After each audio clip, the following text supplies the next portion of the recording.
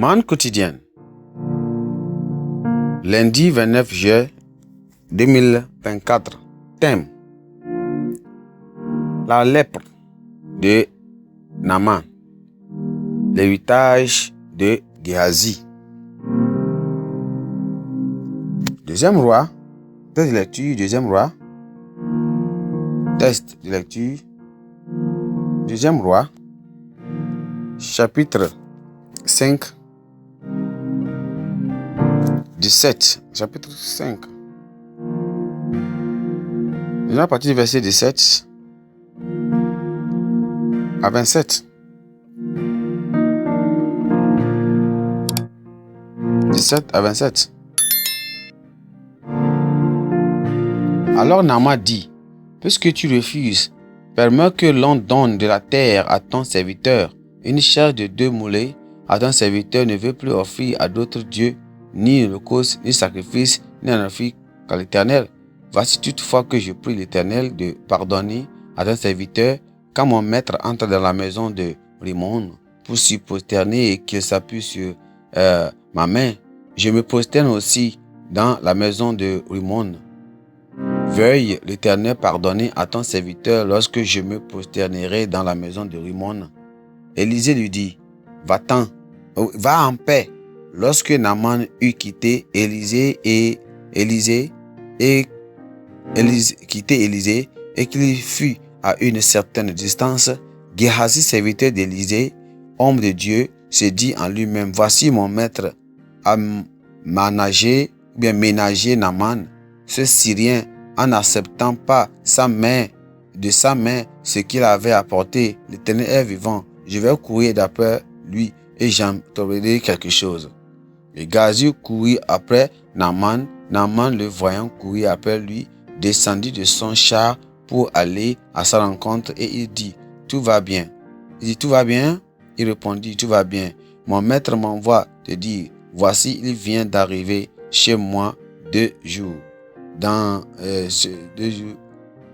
Deux jeunes gens de la montagne d'Éphraïm, d'entre les fils des prophètes. Donne pour eux, je te prie, 1 talent d'argent et 2 vêtements de rechange. Naaman dit: consens à prendre 2 talents. Il le pressa et le serra 2 talents et d'argent et dans 2 sacs, donna 2 habits de rechange et les fit porter devant Géhazi par 2 de ses serviteurs. Arrivé à la colline de Géhazi, les prit de leurs mains et les déposa dans la maison, et il en renvoya ces gens qui partirent. Puis il alla se présenter à son maître. Élisée lui dit: d'où viens-tu, Géhazi? Il répondit: ton serviteur n'est allé ni de côté ni de l'autre. Mais Élisée lui dit: mon esprit n'était pas absent lorsque cet homme a quitté son char pour venir à ta rencontre. Est-ce que le temps de prendre de l'argent et de prendre des vêtements, puis des oliviers, des vignes, des brebis, des bœufs, des serviteurs et des servantes? Le lèpre de Naaman s'attachera à toi et à ta postérité pour toujours. Et Géhazi sortit de la présence d'Élisée avec une lèpre comme la neige. Le verset clé, c'est le verset 27. La lèpre de Naaman s'attachera à toi et à ta postérité pour toujours. Et Géhazi sortit de la présence d'Élisée avec une lèpre comme la neige.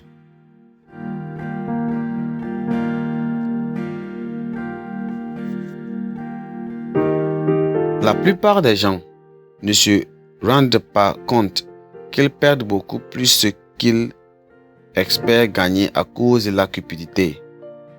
Akan n'a pas pu profiter des récompenses qu'il a obtenues par avidité et convoitise. Au contraire, il a perdu sa vie et celle de toute sa famille par la suite. La convoitise, la cupidité et les mauvais désirs d'Aman l'ont finalement conduit, lui et sa famille, à être pendus au bois qu'il avait préparé pour son ennemi juif, Mardochée,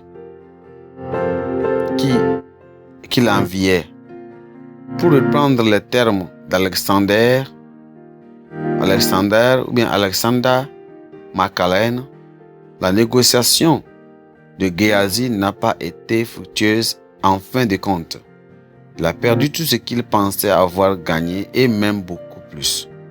L'histoire pathétique de Géasi, le serviteur d'Élie, qui au lieu d'hériter l'onction de son maître, a hérité la lèpre de Naaman, nous met en garde contre l'avidité et la tromperie.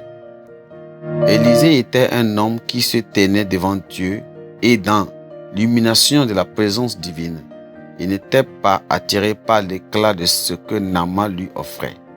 En revanche, Géasi était encore dans les ténèbres malgré sa longue collaboration avec Élisée. Le petit éclat que l'offre Naaman devint pour lui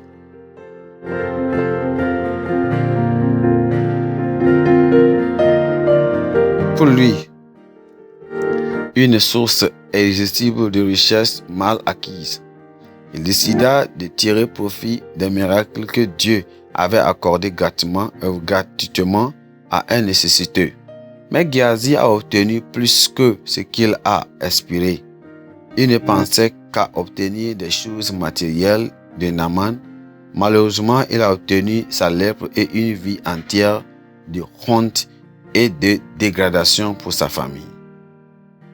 Le meilleur moyen de vaincre la cupidité est de passer du temps en présence de Dieu afin qu'il nous permette de mesurer les choses qui nous tentent en fonction de l'éternité. Alors, lorsque les choses du monde perdent leur valeur et leur emprise sur nos âmes, lorsqu'elles sont mesurées par la balance de l'éternité. En outre, les croyants devaient s'intéresser davantage au salut et à la préservation des âmes dans le royaume de Dieu qu'au gain matériel. Les personnes qui exploitent le ministre de l'Évangile à des fins d'enrichissement personnel sont semblables à Géasi. Ils sont un obstacle pour les futurs et nouveaux convertis qui peuvent commencer à considérer le ministère de l'Évangile comme un escroquerie ou une simple entreprise commerciale. Les croyants cupides aussi, longtemps qu'ils peuvent gagner de l'argent, ne sont pas préoccupés par la faiblesse de la foi des futurs ou des nouveaux convertis. En effet, l'avidité nous pousse à faire passer notre profit personnel avant le bien commun des autres et à franchir des limites morales qui violent notre conscience. Les croyants cupides déforment le portrait de Dieu comme celui qui donne gratuitement le salut, la guérison, la délivrance et les dons spirituels à tous. La principale raison pour laquelle Élisée a rejeté l'offre de Naaman était de lui montrer que les bénédictions de Dieu n'étaient pas à vendre. Mais le comportement de Géasi aurait pu compromettre cette leçon. Il n'est pas étonnant qu'il ait hérité de la lèpre de Naaman, évitant l'avidité et la tromperie. Un jumeau cyanois du mal qui détruit l'âme et bloque l'accès à l'éternité avec Dieu par tous les moyens. Pensée du jour. La foi attire les bénédictions divines. L'avidité engendre la malédiction. La foi attire les bénédictions divines. L'avidité engendre la malédiction. La Bible en un nom. Éphésiens chapitre 1 à 3. Éphésiens chapitre 1 à 3. Amen.